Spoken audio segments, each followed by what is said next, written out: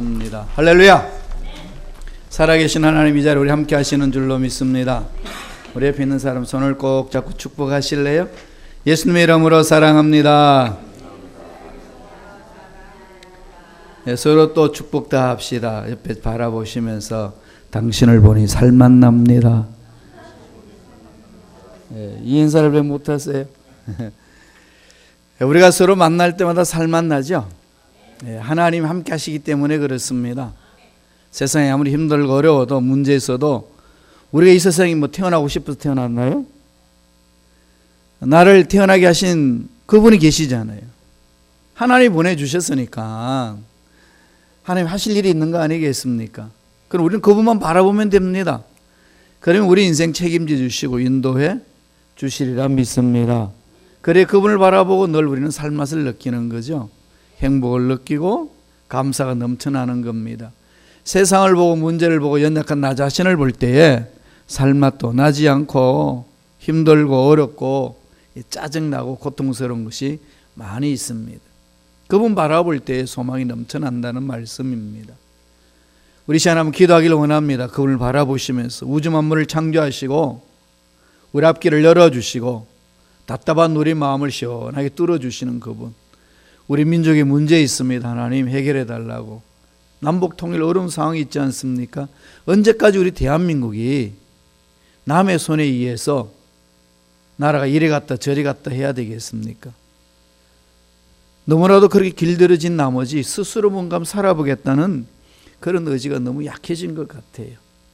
군사도 스스로 형성해서 나라도 지키고 뭐든지 스스로 해나갈 수 있도록 하나님 도와달라고, 하나님 지혜롭게 은혜롭게 감당할 수 있게 해달라고 기도해야 되지 않겠습니까? 남북 통일도 마찬가지입니다. 우리가 살고 있는 미국 땅도 마찬가지입니다. 하나님 은혜 안에서 우리가 잘 살아갈 수 있도록, 또 우리 교회 공동체도 이 험악한 이 시카고 지역에서 하나님이 기뻐하시는 일을 감당하는 우리가 되기 위하여 다 같이 우리 주 일창하시고 통솔을 간절히 한번 기도하겠습니다.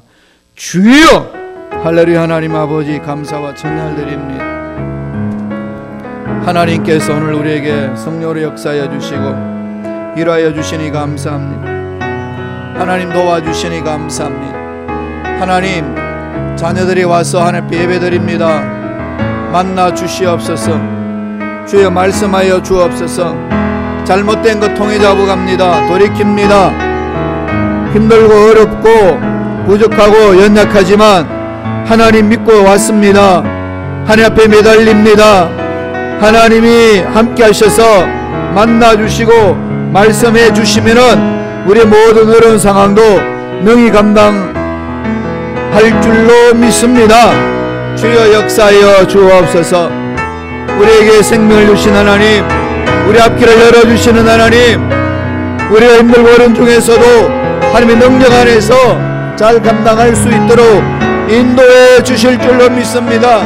하나님께 매달려서 부르짖습니다. 도와주옵소서. 하나님 역사하여 주옵소서. 지켜주시니 감사합니다. 긍휼하게 해주시니 감사합니다. 보살펴 주시니 감사합니다. 임재하여 주옵소서. 임재하여 주옵소서.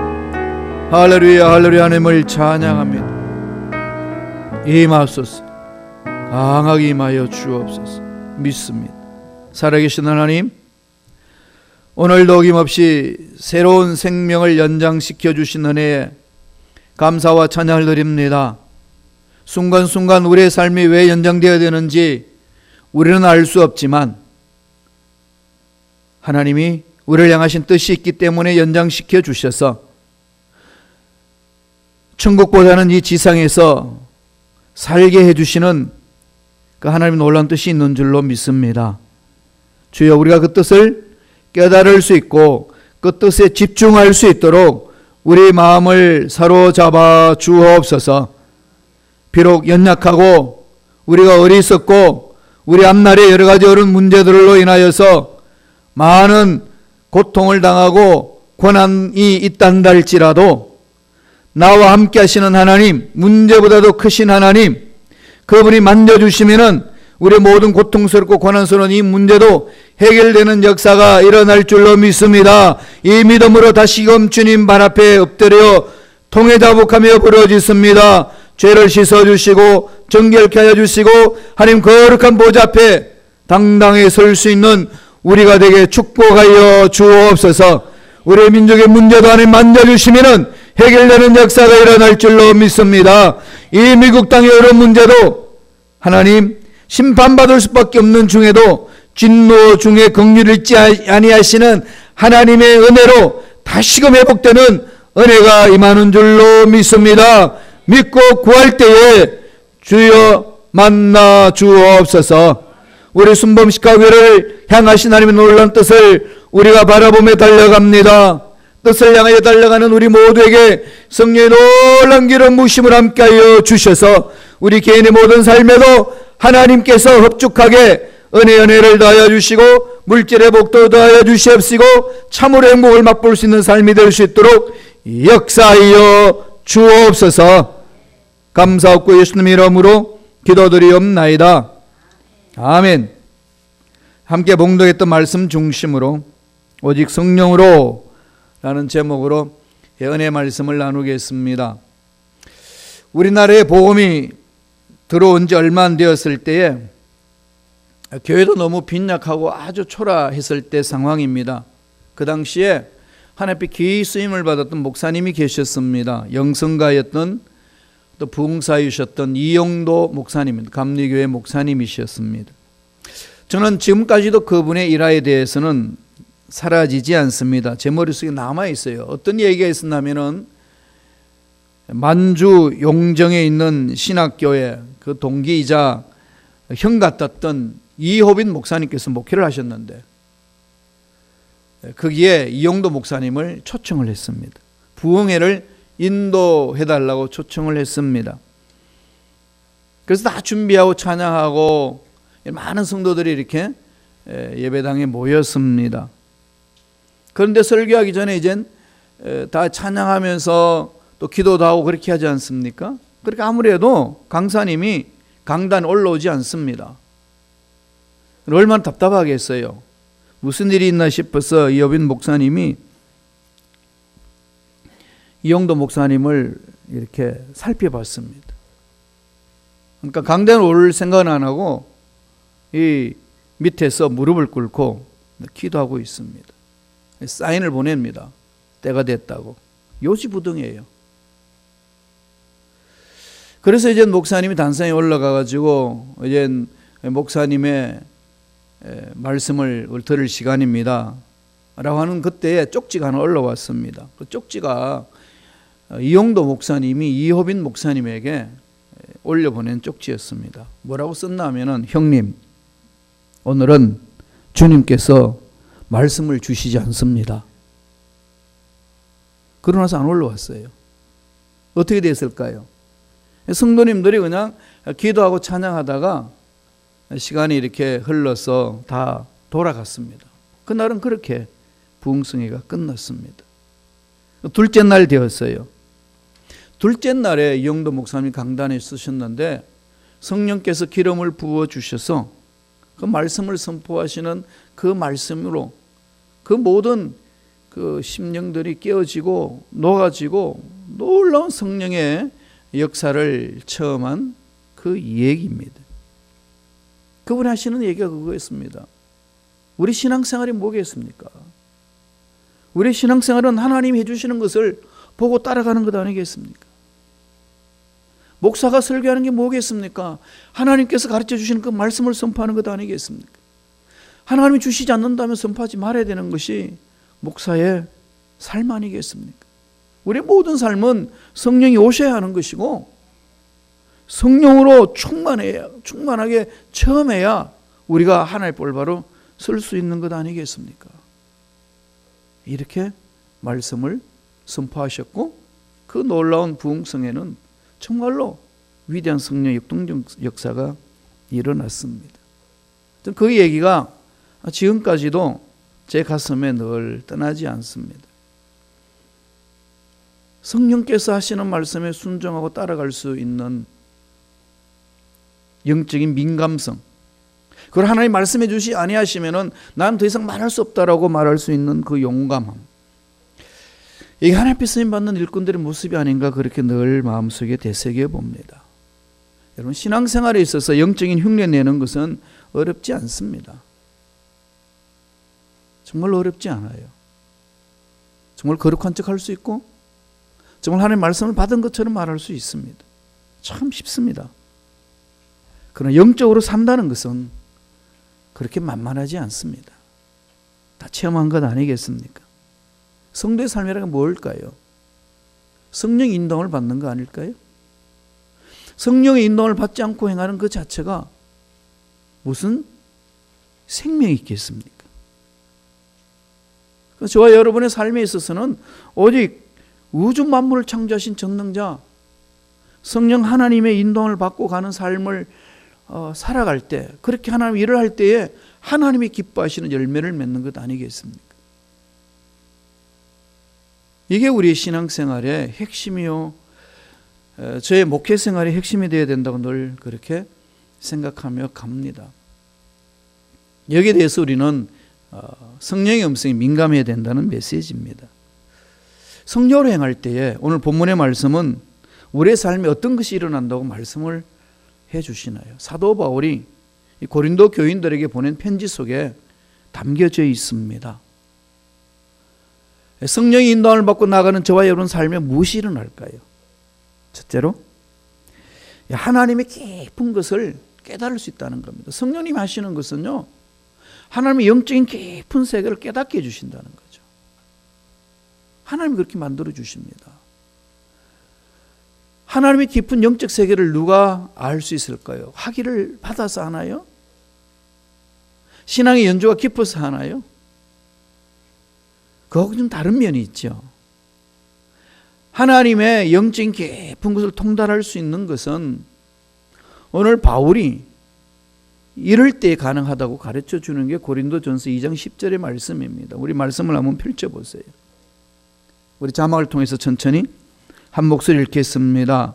오직 하나님이 성령으로 이것을 우리에게 보이셨으니 성령은 모든 것, 곧 하나님의 깊은 것까지도 통달하시는, 성령으로 보여주신다는 거죠. 성령으로 보여주시지 않는데 보는 것처럼 말하는 건 거짓 아닙니까? 거긴 생명 없습니다. 성령은 모든 것, 곧 그러면서 뭐라는 거죠? 하나님의 깊은 것까지도 통달하시느니라. 성령을 체험한 자의 삶에는 하나님의 깊은 마음을 알게 된다는 거죠. 여기서 통달한다 보면은 어떤 것도 막힘없이 훤히 안다 이 말입니다. 찾는다는 거죠. 구석구석 검색해서 찾아낸다 이 얘기입니다. 어르신들은 잘 모릅니다만은 요사이 이 21세기 현대 문명에는 컴퓨터가 들어와서 컴퓨터가 모든 정보를 다 제공해 줍니다. 여기 앉았지만은 하버드 대학의 도서관에 들어가 가지고 그 책에 올라온 자료들을 다 검색할 수 있습니다. 독일 본 대학교에 있는 도서관을 다 여기서 뒤질 수 있습니다. 그 모든 무궁무진한 자료들이 컴퓨터 안에 다 들어 있습니다. 그걸 검색하는 사이트가 있어요. 그렇게 만들어 놨습니다. 인터넷을 통해 가지고 구석구석 우리 찾으면은 내가 필요한 정보들 다 들어 있어요. 필요 이상으로 들어 있습니다. 그것을 어떻게 찾아내죠? 구석구석 찾아내갈 때. 오늘 본문 말씀을 통해서 저와 여러분 마음판에 깊이 새겨야 될 말씀이 뭘까요? 가장 주목해야 되고 집중해야 될 말씀, 통달하게 하시는 것. 그게 뭐라는 거죠? 하나님에 대한 지식을, 하나님이 어떤 분인지를 알게 하신다는 거죠. 신앙생활은 하나님이 어떤 분인지를 알아가는 겁니다. 하나님을 알게 되면은 하나님을 두려워하지 않을 수 없습니다. 아무리 고집이 센 사람에도 성령의 인도함을 받으면은 내 고집을 꺾고 하나님을 알기 때문에 하나님 앞에 순종할 수밖에 없습니다. 아직까지도 성령 인도를 받음에도 고집속에 빠져 있다는 것은 하나님 어떤 분인지를 잘 모르기 때문에 그렇다는 거예요. 하나님 어떤 분인지를 알려주신다는 거죠. 누가요? 성령이. 성령에 사로잡히지 아니하고는 하나님 어떤 분인지를 알지 못하는 거죠. 하나님을 정확히 알지 못하면 내 인생을 맡기지 못합니다. 내 문제를 목숨 걸고 그분께 위탁하지 못합니다. 그냥 내 머리로 계산해내고 찾아나가는 거죠. 예수님은 이런 사실을 제자들에게 늘 강조해 주셨습니다.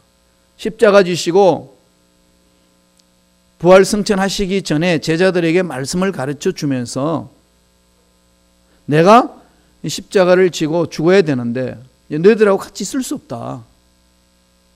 그 말을 들을 때 너무 실망했어요.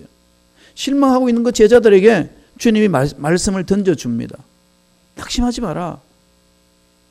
내가 생각난 모든 것들을 너희들이 다시금 생각나게 하고 알아듣고 나를 만날 수 있는 길을 너희들에게 가르쳐 주겠노라. 그러면서 하시는 말씀이 요한복음 14장 16절 말씀입니다. 너무 중요한 말씀이죠. 다 같이 읽겠습니다. 내가 아버지께 구하겠으니 그가 또 다른 보혜사를 너희에게 주사 영원토록 너희와 함께 있게 하리니. 영원토록 너희와 함께. 누가요? 또 다른 보혜사, 똑같은 예수님과 똑같은 분을 보내주시겠다는 거죠. 또 다르다. 다르다는 말은 여러분 잘 아시겠지만은 이 헬라 원어는 두 가지 언어가 있습니다. 헤테로스가 있고 알로스가 있어요. 헤테로스라는 것은 이 성경책하고 이 마이크하고 다르다라고 할 때 완전히 서로 다르는 것을 헤테로스로 씁니다. 그런데 이 마이크 두 개가 있는데 똑같은 마이크 두 개 있는데 오른쪽에 있는 마이크와 왼쪽에 있는 마이크가 서로 똑같지만은 왼쪽을 말할 때 뭐라고 그러나요? 또 다른 마이크. 그러지 않습니다. 똑같은 건데 또 다른 것. 같은 건데 또 다른 것을 말할 때는 알로스를 씁니다. 그게 헬라어에서 아주 분석적으로 그렇게 쓰고 있어요. 성경에 그걸 가지고 옵니다. 또 다른 보혜사. 이 말은 알로스 파라클레토스. 알로스를 써요. 똑같다는 거죠. 누구와 똑같다는 거죠? 예수님과. 예수님과 똑같은 분. 그래서 성령으로 충만해진다는 것은 뭐가 충만해지는 걸까요? 예수가 충만해지는 것. 예수를 닮아가는 거죠. 그래서 성령께서 오시면은 예수님이 어떤 분이셨는지, 하나님이 어떤 분이신지를 정확하게 보여주는 거죠. 하나님에 대한 지식을 압니다. 하나님에 대한 지식을 우리가 다 말할 수 없지만은 정말로 중요한 게 뭘까요? 하나님 어떤 분이시죠? 거룩하신 분. 죄와는 상관없는 분입니다. 죄와는 상관없는 분이에요. 그래서 그 십계명을 주시면서 나는 이 계명 속에 너희들이 들어오기를 원한다라고 말씀합니다. 하나님을 두려워한다는 것은 사시나무 떨듯이 두려워하는 것이 하나님을 두려워하는 것이 아니라 하나님이 미워하는 죄악을 미워하는 것이 하나님을 두려워하는 마음이죠. 그게 하나님 경외하는 마음입니다. 죄는 다 짓고 있으면서 거짓말은 밥 먹듯이 하고 있으면서 하나님을 두려워한다. 이건 거짓말이에요. 그냥 두려워하는 게 아니에요. 그 속에는 하나님의 놀라운 능력이 임재가 나타난다는 거죠. 거룩성입니다. 그럼 또 어떤 게 있나요? 사랑이잖아요. 어떤 사랑이 있습니까? 우리 살려내시기 위하여 독생자도 아끼지 아니하시고 내어주신 사랑. 예수님 십자가만 보면 하나님 사랑이 체험되는 거죠. 그럼 그 사랑의 힘으로 하나님 일을 감당하는 겁니다. 그 사랑의 힘으로 헌신하는 거죠. 세상의 흔적들은 보이지 않습니다. 하나님의 능력으로 감당해 나간다는 겁니다. 그리고 하나님은 진리의 영이지 않습니까? 진리지 않습니까? 늘 진리는 어디 있나요? 예수님을 바라보게 하는, 예수님이 진리죠. 내가 곧 길이요 진리라. 늘 예수님을 바라보면서 예수님 말씀에 내 삶을 이렇게 순종하는 겁니다. 사도 바울은 유대교에 있다가 다메섹 도상에서 예수를 만나고 난 이후에 드디어 참 진리를 발견하고 자기가 여태까지 중요하게 여겼던 모든 것들을 뭘로 여긴다고 그랬나요? 배설물로 여긴다. 그게 그냥 넋두리 치는 거 아닙니다. 정말로 그냥 배설물로 여겨버렸어요. 그냥 다 내버렸습니다.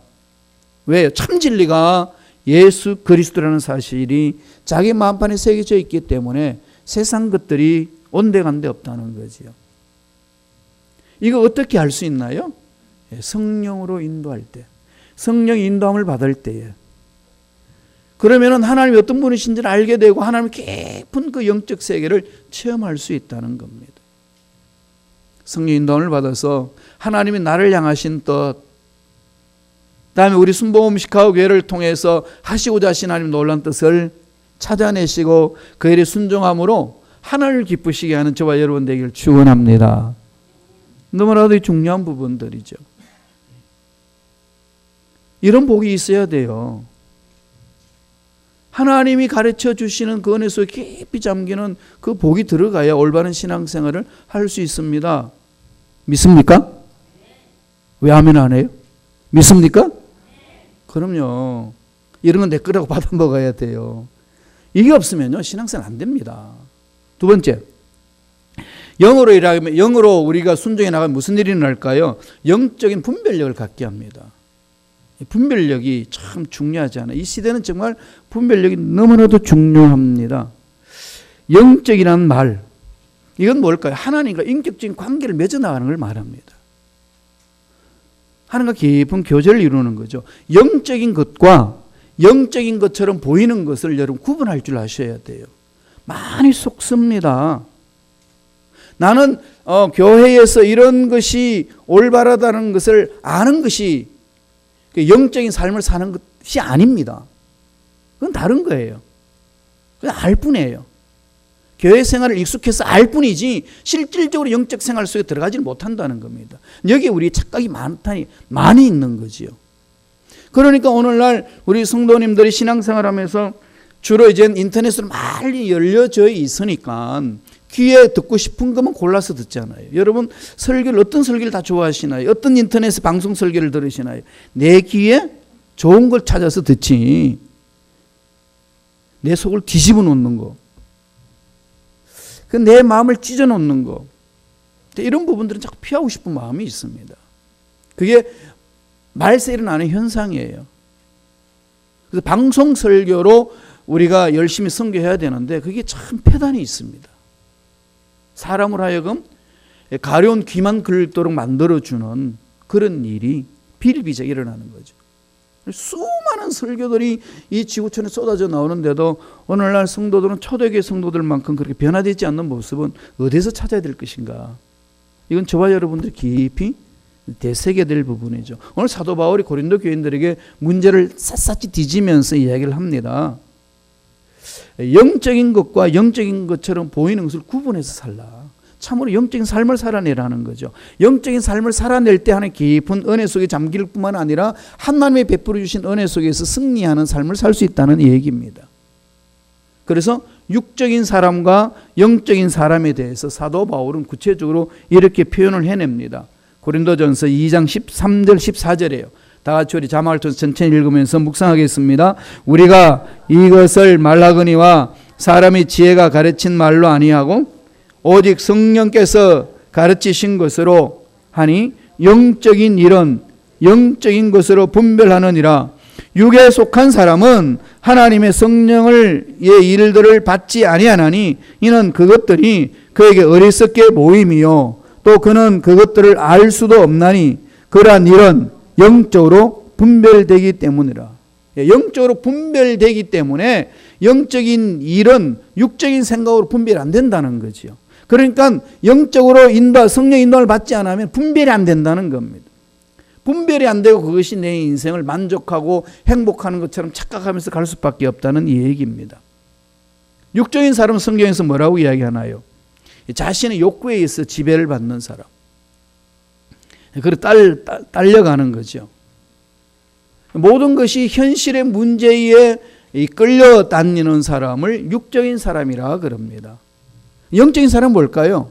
현실의 문제 일어나는 것들을 성령의 인도함을 받고 해결해 나가는 사람이라고 성서는 가르쳐 줍니다. 육적인 사람은 성령의 인도함을 받지 못하기 때문에 성령의 인도함 없이 자기 생각으로 모든 것들을 해결해 나가려고 합니다. 자기의 살아온 경험, 자기의 방법으로 나간다는 겁니다. 그러면서 신앙생활을 하는 것처럼 포장해서 할 때가 많이 있다는 겁니다. 이 부분을 사도 바울이 구체적으로 지적을 해주고 있습니다. 여러분 어떠시나요? 삶을 한번 돌아보면 좋겠어요. 신앙생활에. 저도 이제 순복음시카고에 와서 이제 5년이 넘었잖아요. 5년 동안 해왔던 설교들을 지금 하나씩 뒤집니다. 뒤져서 어떤 부분으로 하나님이 인도해 주셨나. 이 당시에는 왜 하나님 이런 말씀을 주셨고 이 연도에는 왜 이런 말씀을 주고있나. 그 맥이 있더라고요. 그걸 차근차근 살펴보니까 결국 내 영적인 상태와 여러분 영적 상태가 동떨어지지 않았다는 것을 많이 제가 찾게 됩니다. 그래서 다시금 이젠 제가 마음판에 새기는 것은 하나님 이 시대에 지금 이 상황 속에서 우리 순복음시카고에 필요한 말씀을 허락하여 주옵소서. 하나님이 원하시는 게 뭘까요? 정말로 저와 여러분 영적인 사람이 되기를 원하고 계십니다. 왜 그럴까요? 저와 여러분을 통해서 하실 일이 있기 때문에. 영적인 사람이 되어야만이 비로소 육적인 일인지 영적인 일을 분별할 수 있기 때문에 그렇다고 말씀해 줍니다. 세상에 일어나는 모든 것들을 단절시킬 수 있는 힘 어디에 있나요? 영적인 사람이 될 때 가능합니다. 영적인 사람이 된다는 게 뭐죠? 매 순간 성령의 인도함을 받는 삶을 말합니다. 성령의 인도함을 받는다는 것이 구체적으로 어떤 것일까요? 여러 가지 이야기할 수가 있어요. 그러나 가장 핵심적이고 가장 본질적으로 성령의 인도함을 받는다는 것은요, 말씀에 순종하는 걸 말합니다. 하나님의 말씀은 성령의 감동함으로 된 것으로, 성령의 감동하심으로 기록된 하나님의 성품이 담겨 있습니다. 하나님의 방향성이 여기에 있습니다. 하나님의 능력이 여기에 있습니다. 그럼 이 말씀을 이해가 되든 이해되지 않든 성령이 감동을 주신 말씀이기 때문에 제가 따르겠습니다. 이것이 곧 성령을 따라가는 자의 삶이라고 성서는 가르쳐 줍니다. 그럼 문제는 뭘까요? 성령이 가르쳐 주신 말씀을 안 읽는다는 데 문제가 있는 거 아니겠어요? 더 큰 문제는 뭐죠? 읽고도 순종을 안 하려고 합니다. 그리고 읽어도 내 좋은 것들만 찾아서 읽으려고 그래요. 이게 오늘날 21세기에 있는 모든 지구촌에 있는 사람들의 모습입니다. 사실도 사실 안 받아들여요. 그래서 그 만든 단어가요, 포스트 트루스입니다. 포스트 트루스. 진리 이후의 시대. 진리를 진리로 인정하지 않아요. 사실을, 팩트를 안 봅니다. 내가 보고 싶은 것만 보는 거죠. 팩트를 이야기하는 똑같은 사건을 이야기하는데 다 달라요. 뭐 다를 수밖에 없겠지만 어떤 관심에 따른데 진리마저도 왜곡하는 것이 이 시대에 사는 모든 문화가 그렇습니다. 영화 속에도 그 이야기를 하고 있고 TV 드라마 속에도 그 이야기가 있고 신문도 그렇게 합니다. 그래서 오늘날 이 가짜 기사들이 판을 치잖아요. 가짜의 기사들이 인터넷에 도배를 합니다. 그걸 믿어요. 왜 그럴까요? 왜 믿을까요? 가짜인데도 믿고 싶은 것이 기록되어 있으니까. 자기가 원하는 내용은 기록되어 있으니까. 그렇게 따라가는 거죠. 그랬을 때 오늘 우리 기독교인들도 그렇게 치우쳐버려서 하나님 보여주시는 것을 안 보는 거죠. 자기 생각에 빠져버립니다. 자기 생각으로 세상에 일어나는 문제들을 바라보니까 성령의 음성의 길을 안 엽니다. 그러니까 하나님 인도하시는 건 놀라운 능력 속에 못 들어가는 거죠. 이게 오늘 영적 생활에 가장 문제가 된다는 겁니다. 영적인 일은 영적으로 분별합니다. 절대로 성령의 인도를 받지 않고서는 분별해내지 못합니다. 그래서 하나님이 기뻐하시는 일인지 아닌지를 우리의 육안으로는 분별하기가 어렵습니다. 이런 것을 늘 우리는 어떻게 해야 되나요? 말씀을 보여잡고 성령의 나를 인도하여 주옵소서. 성령께서 내 기도를 인도하여 주시고 내 마음을 사로잡아 주시고 내 앞날을 열어 주옵소서. 이 몸부림쳐야 된다는 거죠. 말씀을 한 번 더 볼까요? 고린도전서 2장 14절입니다. 다 같이 읽습니다. 한 목소리로. 육에 속한 사람은 하나님의 성령의 일들을 받지 아니하나니 이는 그것들이 그에게 어리석게 보임이요 또 그는 그것들을 알 수도 없나니 그러한 일은 영적으로 분별되기 때문이라. 어리석게 보이는 거죠. 성령의 인도함을 받고 가는 사람들이 어리석어 보입니다. 정말 어리석어 보여요. 그러니까 그 어리석은 짓을 안 따라가는 거죠. 왜 그런 일이 있다고요? 성서 분명히 얘기하죠. 성령의 일은 성령의 인도함을 받고 가야 되는데 성령의 인도함을 안 받고 교회 공동체 일들 본다든지 신앙이 돈독해서 주를 위하여 헌신하고 물질로 헌신하고 시간으로 헌신하는 사람들 보면은 이상해 보이는 거죠. 왜 이제 바보처럼 사냐. 딴 생각을 갖는다는 겁니다. 그래서 결국은 이게 마귀의 미혹에 넘어가 버린다는 거죠. 중요한 것은 오늘 사도 바울이 그것을 말합니다. 성령의 일을 받지 아니하면은 결코 하나님이 원하시는 그 일을 분별해내지 못한다는 거죠. 영적인 삶을 산다는 것은 늘 성령의 인도함을 받는 것이 삶의 습관화가 되어야 된다는 거예요. 늘 성령님 인정합니다. 환영하고 모셔드립니다. 의지합니다. 성령을 따라감으로 세상에 당한 어려운 문제들을 잘 극복하는 저와 여러분 되기를 축원합니다. 당당히 맞짱 설 수 있는 여기 있는 거죠. 마지막 세 번째로 오직 성령으로 행할 때에 하나님이 성령께서 우리들을 인도하게 하시는 방법을 주십니다. 어떻게 하시죠? 오직 성령에 사로잡힌 자에게는요, 어떻게 분별할 수 있을까요? 그리스도의 마음을 품게 합니다. 예수 그리스도 마음이 담겨 있어요.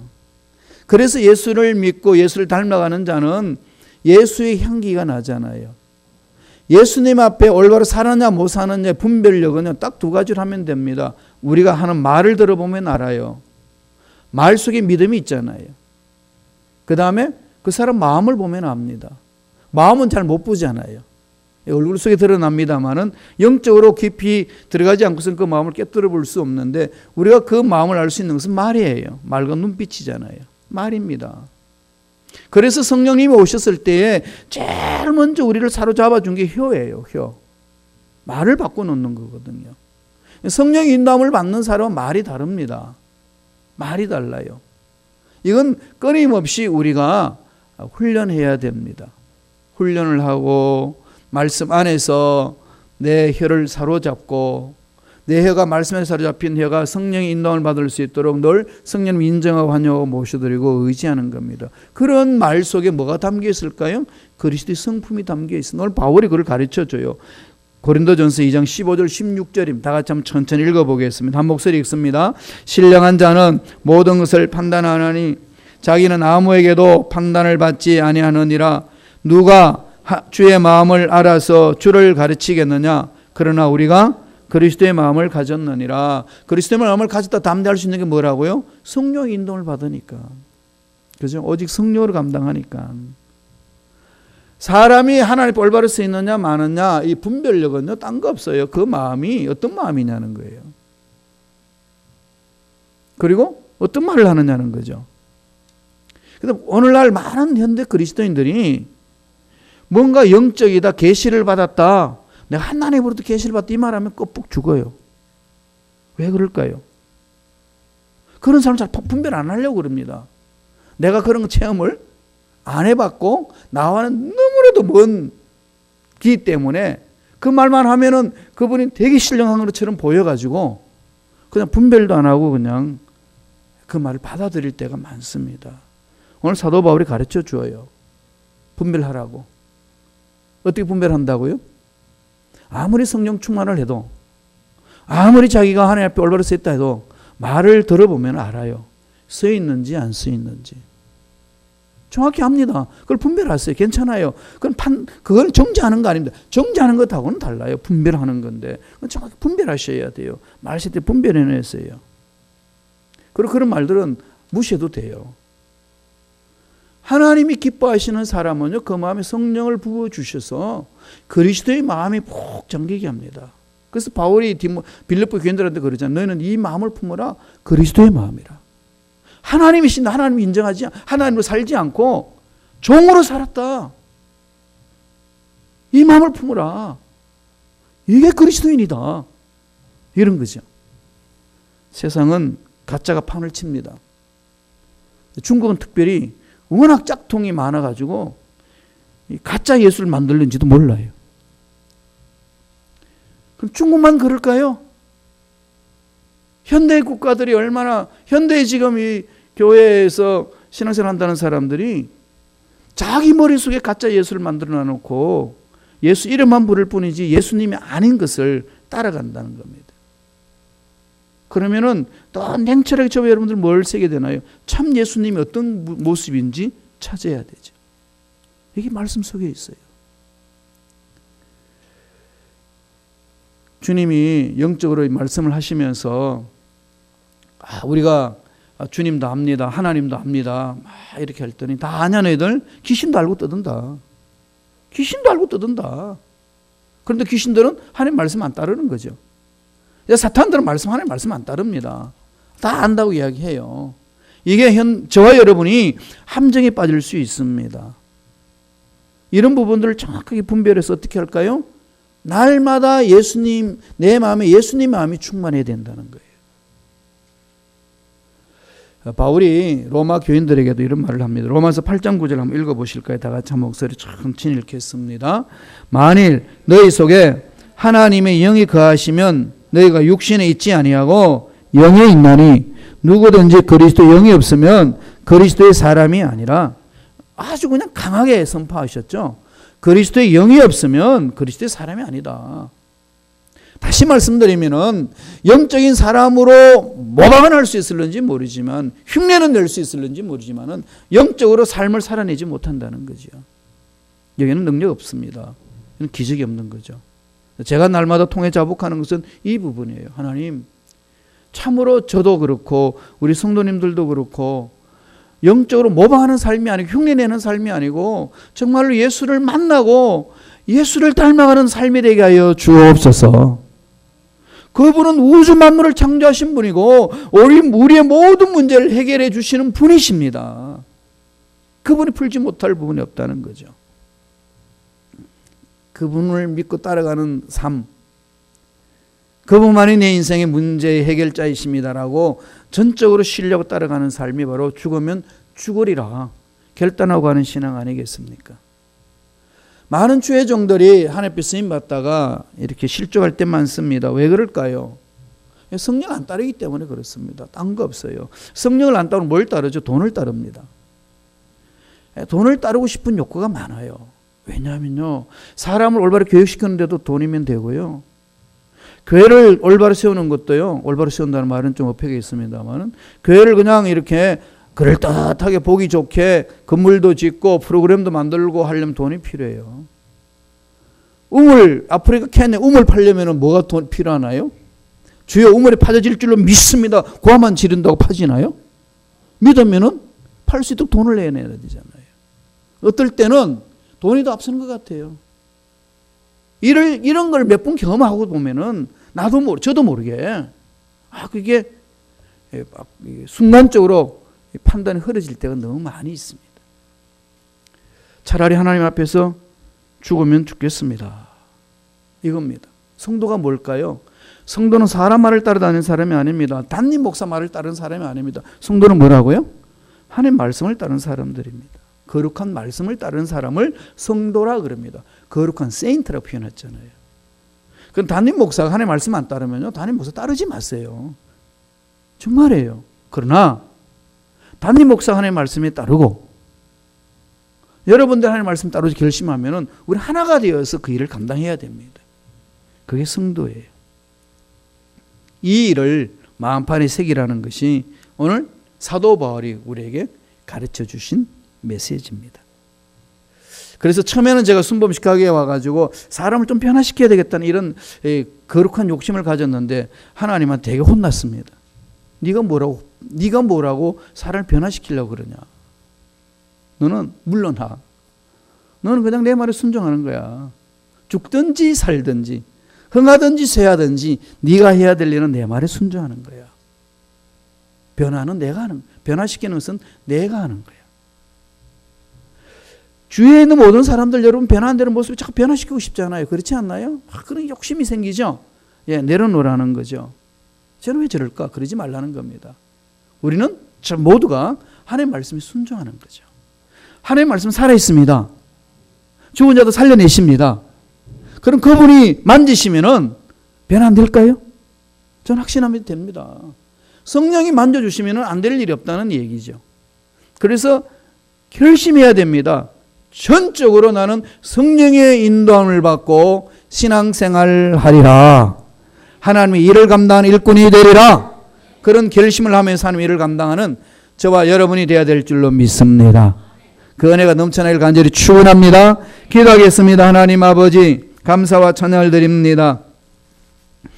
성령으로 아니하고는 하나님을 나의 아버지라고 부를 수도 없고 예수님을 나의 구세주라고 믿을 수도 없다고 했사오니 우리가 예수를 믿으면 이미 성령께서 우리 마음을 사로잡아 주신 줄로 믿습니다. 더 성령에 충만하게 사로잡힐 수 있도록 성령이 우리의 생각을 고쳐주시고 우리 말을 고쳐주시고 우리 삶을 붙들어 주셔서 온전히 성령 인도함을 받고 험악한 이 세상에서 능력 있는 멋진 삶을 살아낼 수 있도록 축복하여 주옵소서. 감사하고 예수님 이름으로 기도드리옵나이다. 아멘. 우리 기도하기 전에 한번 찬양할까요? 하나님 앞에 우리 간절히 찬양하겠습니다. 내가 주인 삼은 모든 것. 여러분 아시죠? 내가 주인 삼은 모든 것. 명예가 그럴 수도 있고 쾌락이 그럴 수도 있고 돈이 그럴 수 있습니다. 그러나 현대 그리스도인들은 대체적으로 두 주인을 섬기고 싶은 마음이 있어요. 돈도 주인으로 섬기고 싶고 하나님도 주인으로 섬기고 싶고 그 타협을 많이 합니다. 이 부분 우리가 좀 더 심각하게 하나님 앞에 내려놓고 갔으면 좋겠습니다. 하나님 안에는 모든 보화가 있습니다.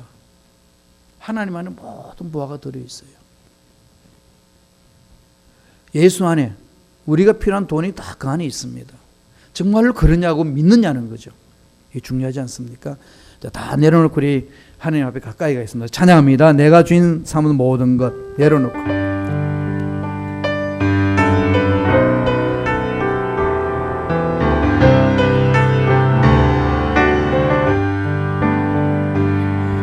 내가 주인 삼은 모든 것 내려놓고 내 주 대신 주 앞에 나가 내가 사랑했던 모든 것 내려놓고 주님만 사랑해.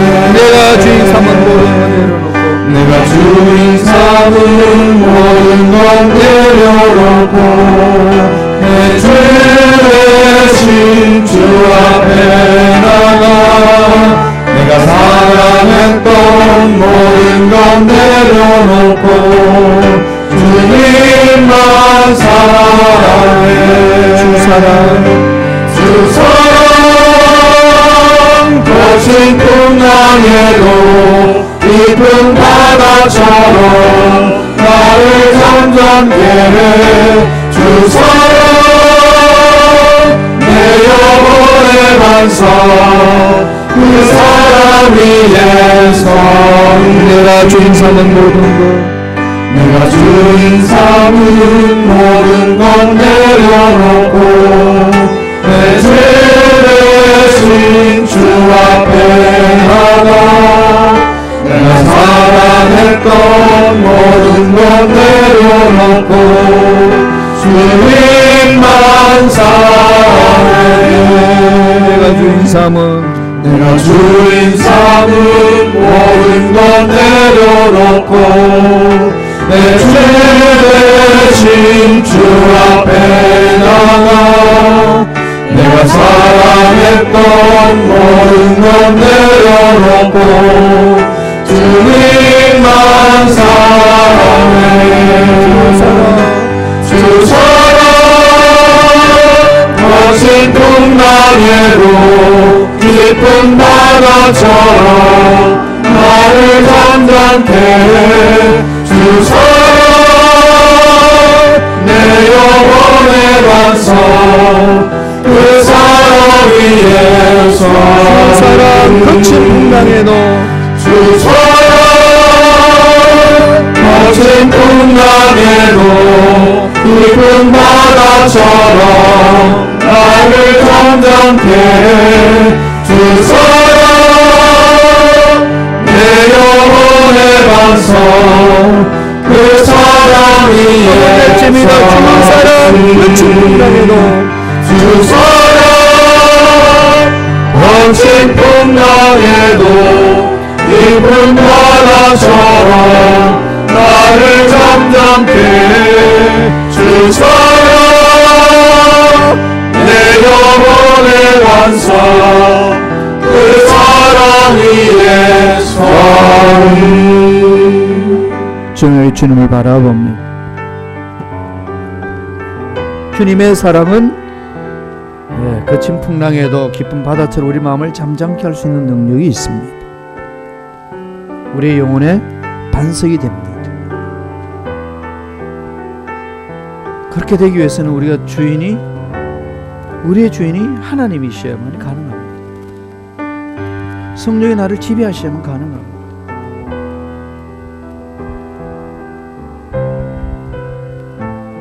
문제는 다 해결되기를 원하지만은 아직도 내 마음의 주인을 주님으로 모시지 않기 때문에 또 혼란이 일어나고 풍랑이 일어나고 답답한 거예요. 이 시간에 한번 말씀을 묵상하면서 깊이 한번 기도했으면 좋겠습니다. 하나님, 정말 하나님이 주인이 되도록 내 심령이 바뀌기를 원합니다. 주인 되신 하나님이 내 마음을 사로잡아 달라고 다 같이 우리 주여 삼창하시고 통성으로 간절히 한번 기도하겠습니다. 주여! 주여! 주여!